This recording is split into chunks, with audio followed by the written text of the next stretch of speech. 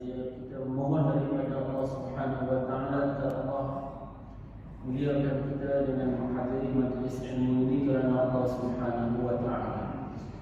Kita mohon Allah Subhanahu wa taala berikan ilmu yang bermanfaat. Allah Subhanahu wa taala jadikan waktu kita ini berlalu dalam ketaatan kepada-Nya. Allah Subhanahu wa taala ampunkan dosa-dosa kita yang banyak. Allah Subhanahu wa taala nantikan kita dengan mati yang husnul khatimah dalam keadaan Allah Subhanahu wa taala redha akan diri kita. Dan saya ingatkan hadirin untuk yang i'tikaf di dalam masjid di waktu yang baik ini. Tuan-tuan, insya-Allah pada malam ini kita daripada perbahasan kita daripada kitab Jawharut Tauhid.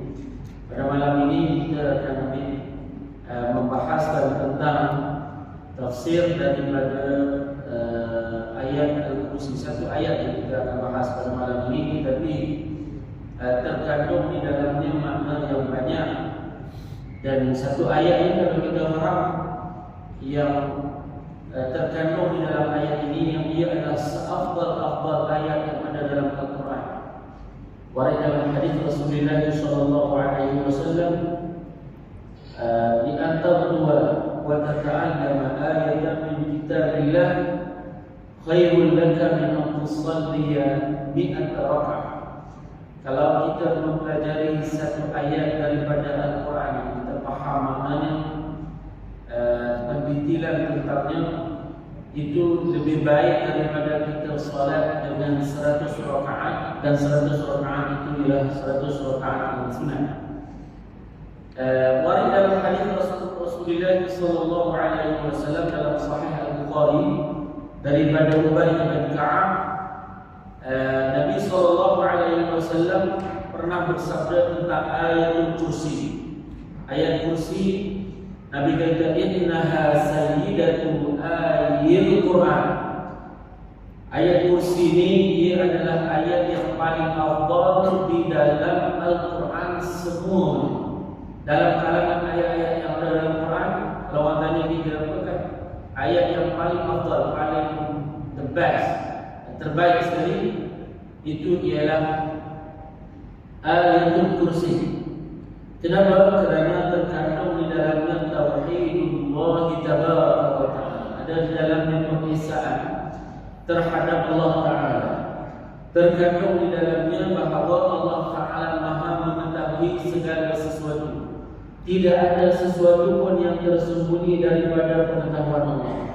Kerana terkandung di dalamnya makna bahawa Allah Ta'ala tidak disifatkan dengan sifat kekurangan daripada sifat-sifat makhluk, seperti sifat lemah, sifat tidur, dan sifat mengantuk. Kerana ini ada di dalamnya penyucian Allah Tabaraka wa Ta'ala daripada sifat-sifat makhluk. Dan oleh kerana itu ayat ini jadi ayat yang paling afdal di dalam Al-Quran. Surah yang paling pendek dalam Quran, Suratul Kautsar. Surah yang paling panjang di dalam Al-Quran ialah Surah Al-Baqarah. Ayat yang paling panjang dalam Al-Quran ialah ayat Dain, ayat yang menceritakan tentang hutang. Dan itu terkandung di dalam, yang terdapat di dalam surah Al-Baqarah. Dan surah yang paling afdal di dalam Al-Quran secara mutlak iaitu suratul Fatihah. Surah Al-Fatihah ialah surah yang paling afdal sekali. Adapun ayat yang paling afdal, ini yang kita nak membahaskan tentangnya, ialah ayatul kursi. Ayat kursi, ia adalah ayat yang paling afdal. Hingga Rasulullah kata sayyidatu ayatil Quran. Ayat kursi ini ia adalah penghulu bagi segala ayat-ayat yang ada di dalam Al-Quran. Dan seseorang yang membaca ayat ini, maka orang mukmin ini dijaga, dilindungi oleh Allah Tabaraka wa Ta'ala daripada syaitan.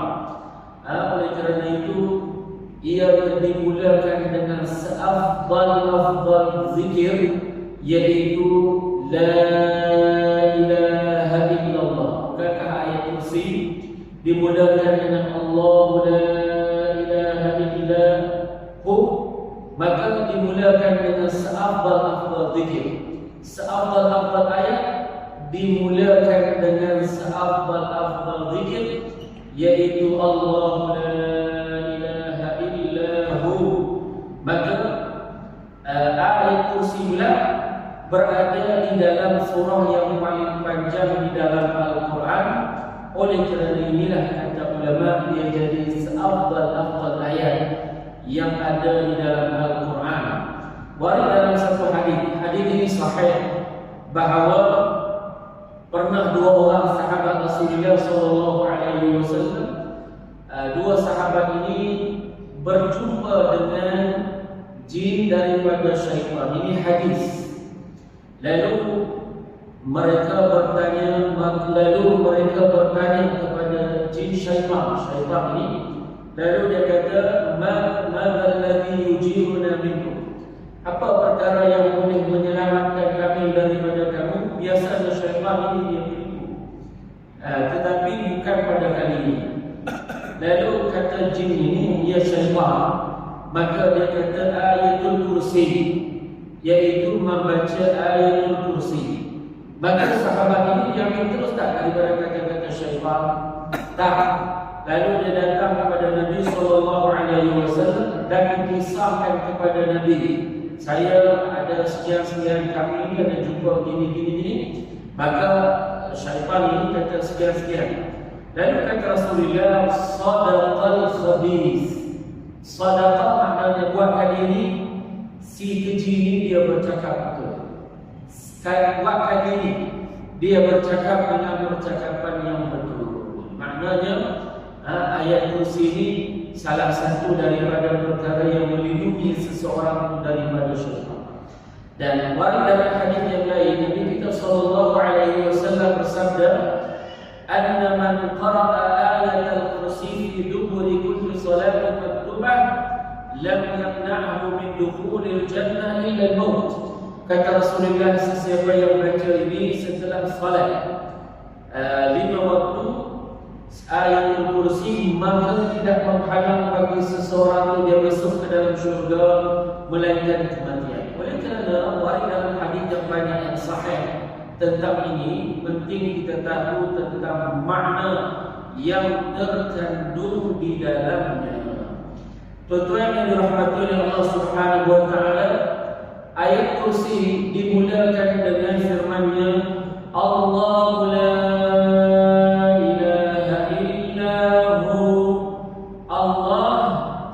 maknanya nama bagi zat yang disucikan, yang ditundukkan kepadanya dengan setinggi-tinggi ketundukan.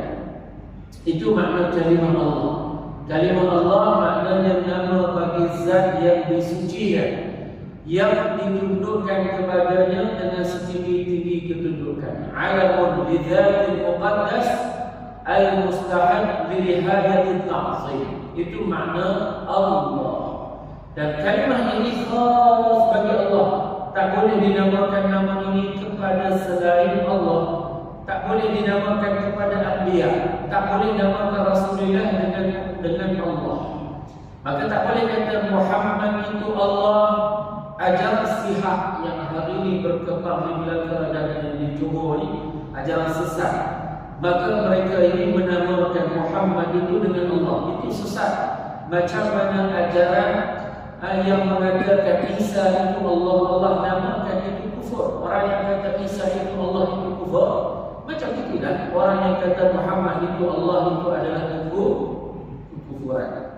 Dan bukan makna Muhammad itu Allah, dan itu diambil daripada ayat yang pertama daripada surah Al-Ikhlas, qul huwallahu ahad. Ada orang keliru makna ayat ini. Dan dia kata ayat ini maknanya Muhammad itu Allah. Jawabnya tak betul, itu keliru. Itu tak ada satu pun daripada ulama tafsir, daripada ulama salafus salih, hinggalah kepada ulama-ulama muktabar yang lain yang kata ayat ini menunjukkan Muhammad itu Allah, Muhammad itu makhluk.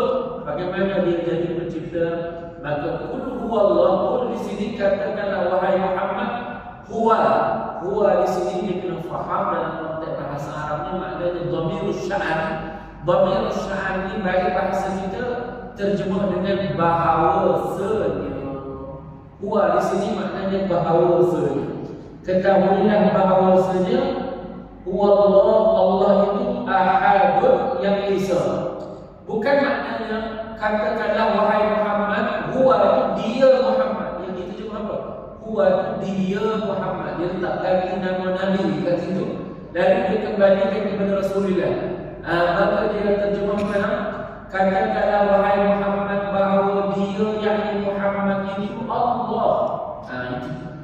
Itu dipanggil terjemahan sesat, tafsiran sesat. Maka ini tuan-tuan memang dah ada zaman dulu pun yang fahaman yang macam ini, dan mereka gunalah kalau kena orang yang tak ada ilmu, ditarik oleh mereka ini, dia pergunakan ayat Al-Quran lalu diseliwingkan orang dengannya. Jadi tak boleh dinamakan kalimah Allah kepada selain, hatta kepada anbiya tak boleh. Namakan anak kita dengan Allah haram, dan ia sesuatu kekufuran.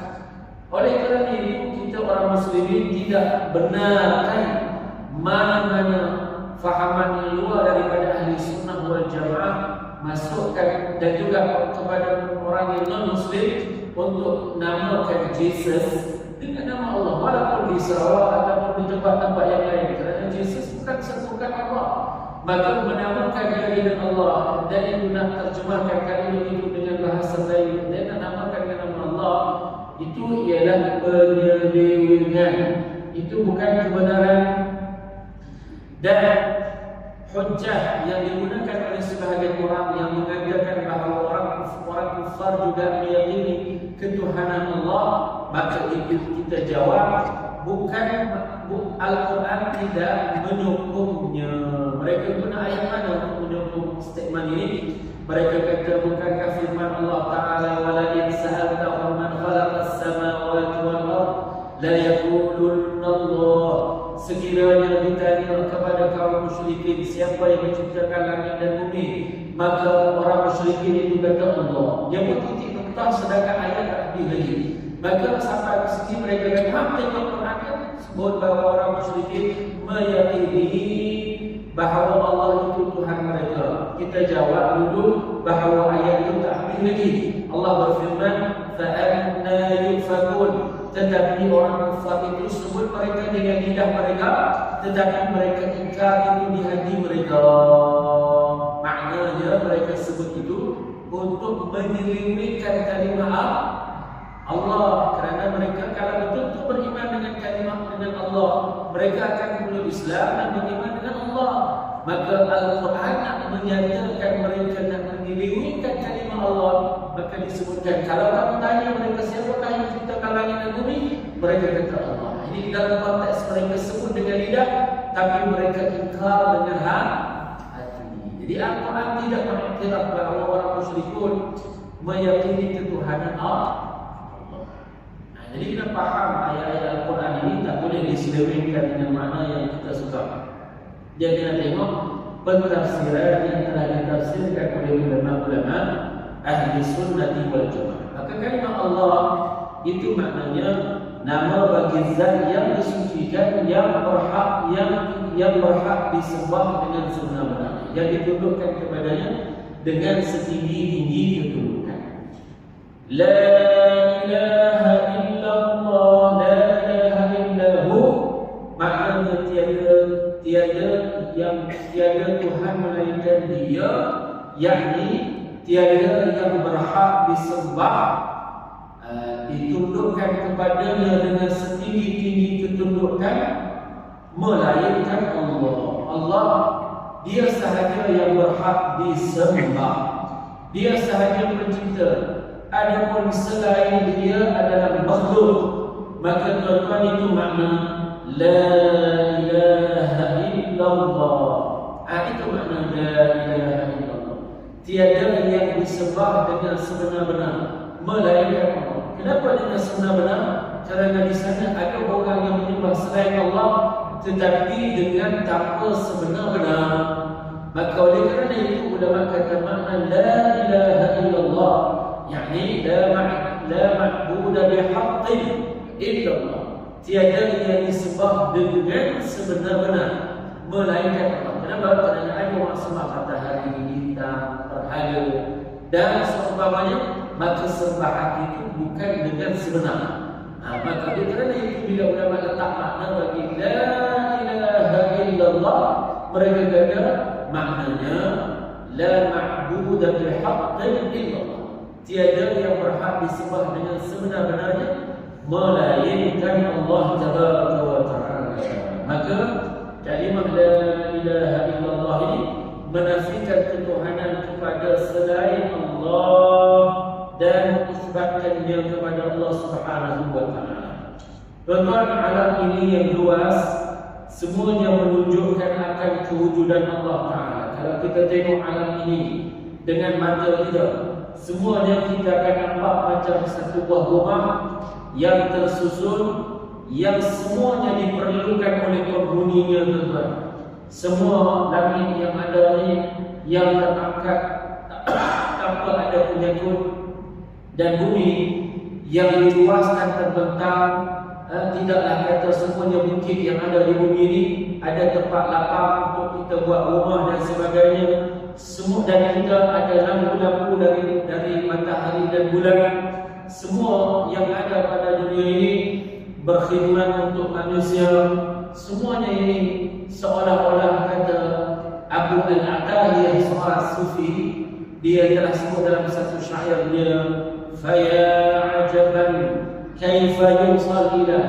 Alangkah peliknya macam mana boleh ada orang yang dia menderhakai Allah Tabaraka wa Ta'ala. Am kaifa yajhaduhu al-jahil. Atau mana mungkin boleh ada orang yang tidak mempercayai tentang kewujudan Allah. Wa fi kulli syai'in ayatun tadullu ala annahu wahid. Padahal pada semua perkara yang ada di dunia ini adalah satu petanda yang menunjukkan adanya Allah yang Maha Esa. Tengok apa-apa yang ada dalam dunia ini, semuanya itu kita akan tahu bahawa itu menunjukkan betapa Allah Ta'ala Maha Esa. Allah la ilaha illa huwal hayyu. Al-hayyu maknanya Allah Tabaraka wa Ta'ala dia menyifatkan dirinya dengan al-hayat. Al-hayat sifat hidup. Maknanya Allah Ta'ala hidupnya azaliyah.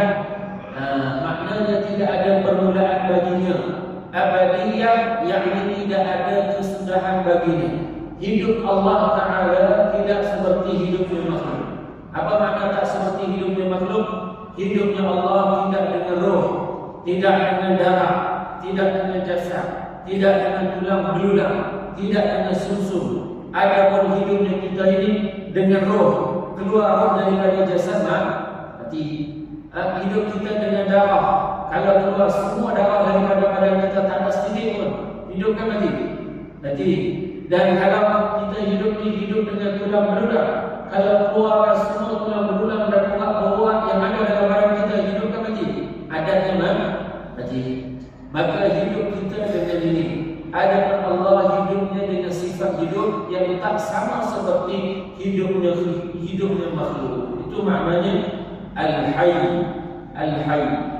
Dan apabila kita kata Allah itu tidak boleh disifatkan dengan ruh, hati-hati di zaman ini orang yang menamakan Allah dengan ruh. Lalu mereka kata ya ruh, ya ruh, ya ruh. Mereka kata wahai ruh, dan mereka kata yang dimaksudkan dengan ruh itu Allah. Allah tak boleh yang menamakan dia dengan ruh, kerana tidak pernah ada dalam Al-Quran sebut namanya ruh, dan tidak ada di dalam hadis menyebut namanya ruh. Maka menamakan Allah dengan ruh ini adalah kekufuran. Ruh ni makhluk. Ruh ni ianya jisim latifah, jisim yang halus, yang tak boleh disentuh dengan tangan. Jisim ni ada dua jenis kan. Kita dah sebut sebelum ini, ada jisim yang kathifah, yang jisim yang kathif yang kita boleh sentuh dengan tangan. Macam manusia, macam pokok, macam dinding, macam batu, macam gunung, itu yang boleh kita sentuh dengan tangan. Di sana ada namanya jisim latif, jisim yang tak boleh disentuh dengan tangan, jisim halus. yang ini macam angin, tak boleh disentuh dengan tangan. Cahaya, kegelapan, tak boleh. Antaranya ialah roh. Ini jisim latif yang tak boleh disentuh dengan tangan. Kalau waktu dia kata Allah itu roh, maknanya dia kata Allah itu jisim latif yang tak boleh disentuh dengan tangan. Dia kata Allah, seolah-olah dia kata Allah itu makhluk. A'udzubillah. Maka disebabkan itu kata ulama kufur. Al-Imam Abu Mansur Al-Baghdadi rahimahullah tabaraka wa ta'ala, dia menukilkan dalam kitab dia Al-Farqu Bainal Firaq bahawa sepakat ulama ahli sunnah wal jamaah mengatakan bahawa hidupnya Allah ini hidup dengan tanpa disifatkan dengan roh, dengan tanpa disifatkan dengan makanan. Kerana roh ini semuanya makhluk, diciptakan daripada tiada kepada ada. Roh ni dia bukan adanya, dia bukan azali, dia ada setelah tiadanya. Mana mungkin Allah yang adanya, Allah Ta'ala adanya dengan tanpa ada permulaan, dia bersifat dengan roh yang ianya sebelumnya tiada dan dia jadi ada. Mana mungkin macam itu? Dan Al-Faqih Al-Hanafi Abdul Ghani An-Nabulusi dalam kitab dia Asrar Syariah, dia kata wa yakfuru man wasafa Allah birruh. Kufur orang yang kata Allah itu roh. Dan kadang-kadang ada sebahagian orang dia cakap dalam ilmu tasawuf, tetapi rupanya bukan mengikut tasawuf yang dibenarkan oleh syarak. Dia guna kulit tasawuf, tapi dia masukkan akidah yang sesat di dalamnya. Tasawuf itu bagus, tetapi dipergunakan oleh sebahagian orang yang disebut dalam sejarah al-mutasawwifah, golongan yang melabelkan diri mereka dengan kesufian, tapi ilmu sufi yang sejati suci daripada dakwaan-dakwaan kebatilan yang seperti ini. Tuan-tuan, Al-Qayyum, Al-Hayyu, Al-Qayyum, Al-Qayyum maknanya Allah Ta'ala Maha Kaya daripada yang lain. Yani dia tidak berhajat kepada segala sesuatu, dan segala sesuatu tidak berhajat, dan segala sesuatu berhajat kepada Allah Tabaraka wa Ta'ala. Itu maknanya Al-Qayyum. Al-Qayyum itu maknanya. Oleh kerana itu setengah ulama kata kalau orang kita nak namakan nama Al-Qayyum ini khas, so tak boleh kita buat nama Qayyum macam itu tanpa diletakkan Abdul dekat depan. Kena sebut Abdul Qayyum kerana nama ini hanya khas bagi Allah.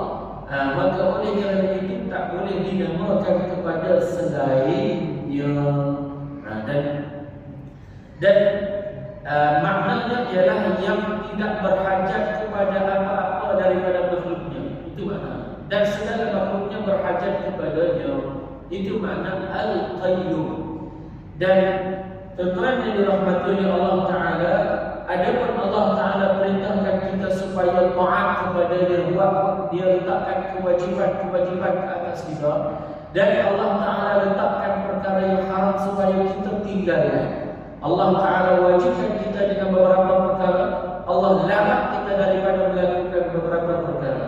Bukan kerana Allah nak mengambil manfaat daripada ketaatan kita, lah. Bukan kerana Allah kalau orang itu dia tak buat, bukan kerana Allah takut jatuh mudarat jika sekiranya orang buat dosa kepadanya. Tidak. Jadi Allah Ta'ala tidak mengambil manfaat daripada ketaatan orang yang buat taat, dan Allah Ta'ala tidak jatuh di dalam kemudaratan disebabkan maksiat yang dilakukan oleh orang yang melakukan maksiat, dan juga kekufuran yang dibuat oleh orang-orang kafir. Jadi tuan-tuan, hatta kalau semua manusia di dunia ini taat kepada Allah, tak ada satu pun yang kafir dan orang yang melakukan maksiat, tidaklah Allah Ta'ala mengambil apa-apa manfaat dari mereka. Dan kalaulah manusia seluruhnya daripada awal hingga ke akhirnya kufur kepada Allah, maka tidaklah ini memudaratkan apa-apa pada Allah Subhanahu wa Ta'ala. Yang dapat manfaat dari kita, yang dapat mudarat juga kita.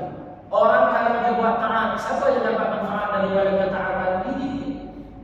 Orang kalau dia buat dosa, siapa yang dapat mudarat daripada kemaksiatan yang dia buat ini?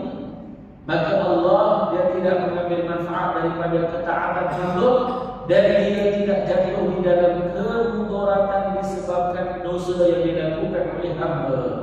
Ya ayyuhan nas antumul fuqara'u ila Allah wallahu huwal ghaniyyul hamid. Ayat ini menunjukkan Allah Ta'ala menyebutkan tentang kita ini senantiasa berhajat kepada Allah. Adapun Allah, Dia Maha Kaya, tidak berhajat kepada apa-apa pun daripada hamba-Nya. Kita ni keluarkan nafas, masuk nafas. Bila keluar nafas berhajat nak masukkan balik. Bila masukkan balik berhajat nak keluarkan balik. Bayangkan kalau keluarkan tak boleh masuk balik, tak boleh buat masuk lagi. Boleh keluar nafas tapi tak boleh masukkan lagi. Ada 1 juta dalam badan kita bayar nak boleh masukkan balik nafas tersebut dalam badan itu. Terang. Kalau sekiranya seseorang itu dia boleh masukkan nafas tapi tak boleh bawa keluar, macam mana? Bukankah dia perlu? Bukankah dia kalau ada harta yang banyak dia akan habiskan untuk dia dapat ini? Dia akan habiskan. Betapa kita senantiasa setiap saat, setiap waktu berhajat kepada Allah Tabaraka wa Ta'ala. Kita dalam perut kita ni boleh makan tapi tak boleh keluar, macam mana? Jangan kata satu hari, kalau jangan kata 3 hari sehari, jangan kata seminggu, 3 hari pun kita dah boleh. Kalau tak boleh keluarkan yang dalam perut kita ni, kalau ada harta kita fikir dengan kita tak fikir banyak untuk keluarkan, untuk kita dapatkan nikmat keluarkan benda najis tersebut daripada badan. Kita ni senantiasa berhajat kepada Allah Tabaraka wa Ta'ala. Jadi itu makna al-qayyum. Itu makna al-qayyum. La ta'khudhuhu sinatun wa la nawm. Allah Ta'ala tidak mengambil sinah dan tidak mengambil naum. Sinah ni tuan-tuan maknanya mengantuk. Mengantuk ni ada beza dengan tidur. Tidur ialah kita sudah hilang akal kita.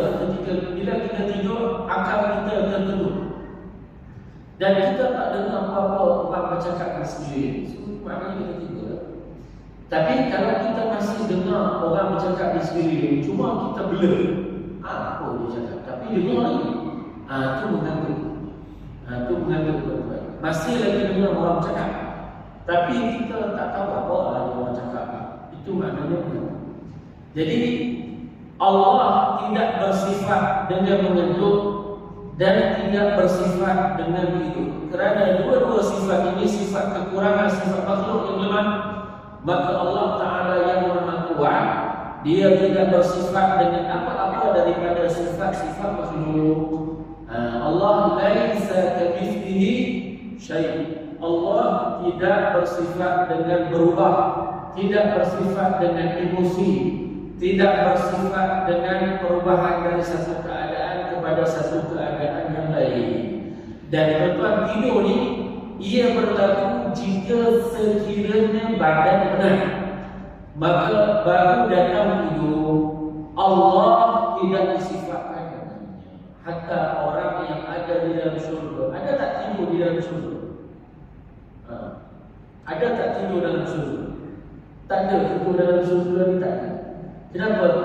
Kerana orang yang masuk dalam syurga ni, dia tidak ada rasa sedikit gelisah dan keletihan.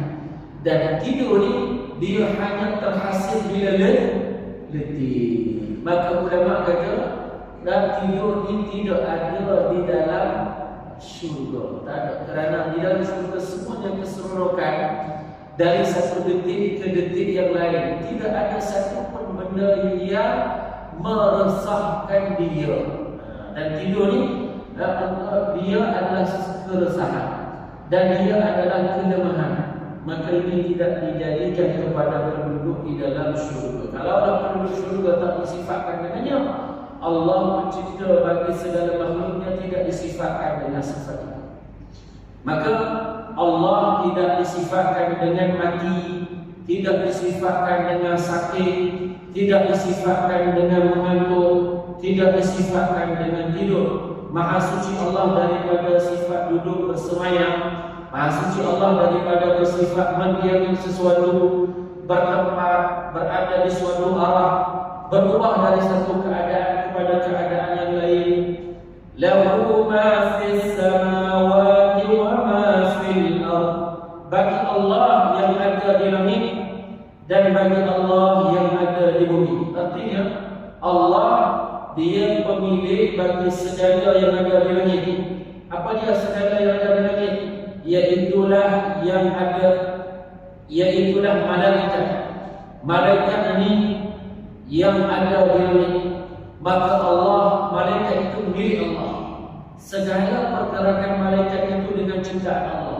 Oleh kerana itu kita tak kata malaikat itu ialah pembantu Allah. Kerana malaikat, kerana Allah maha kaya daripada berhajat kepada makhluknya. Tak boleh kata Allah malaikat itu dia bantu Allah. Kita tak kata macam itu. Kerana setiap perbuatan malaikat itu dengan ciptaan Allah.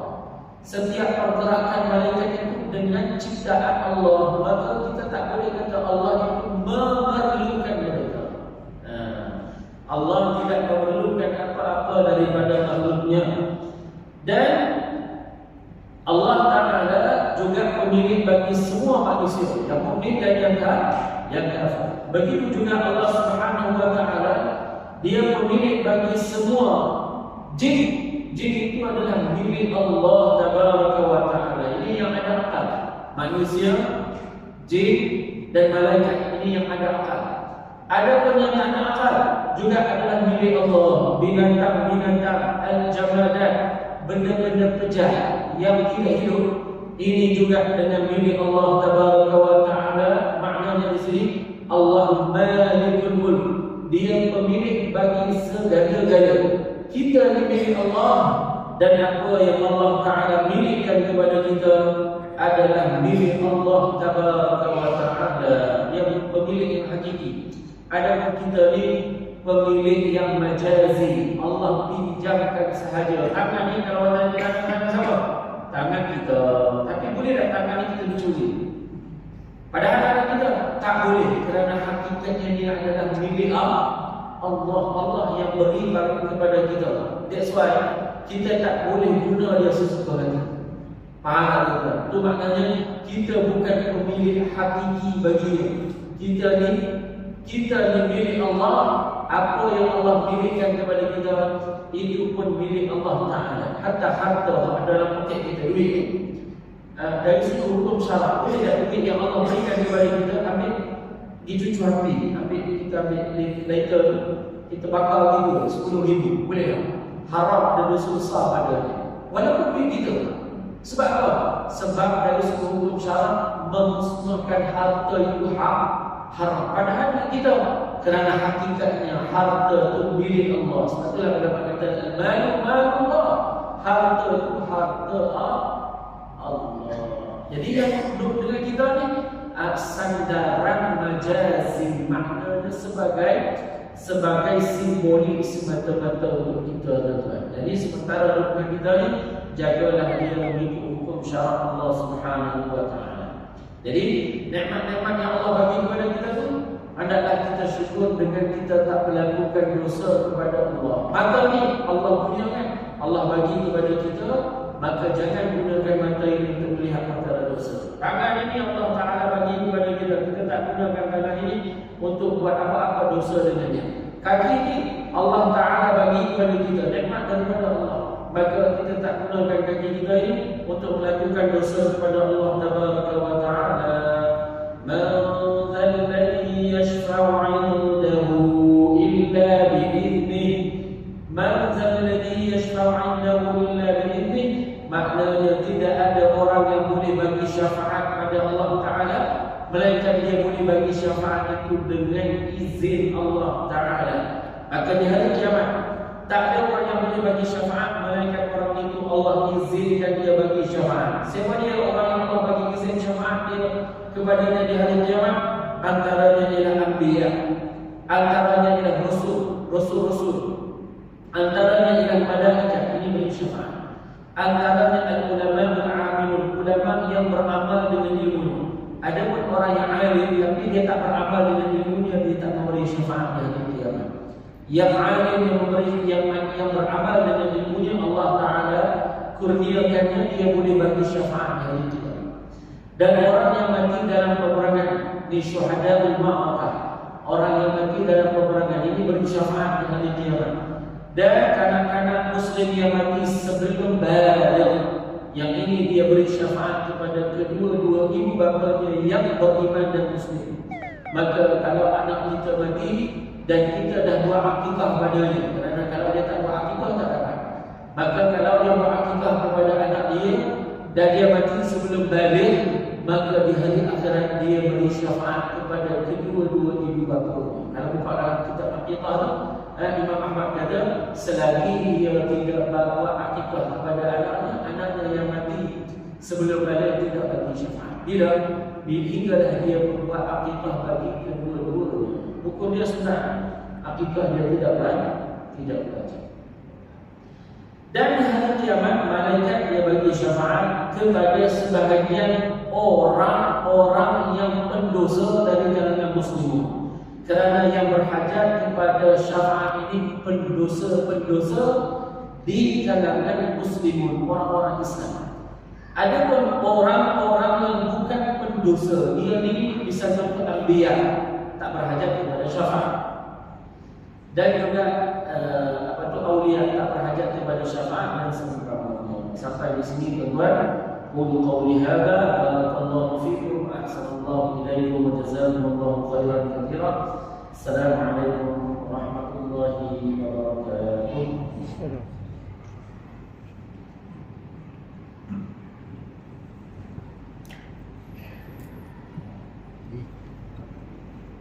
Ji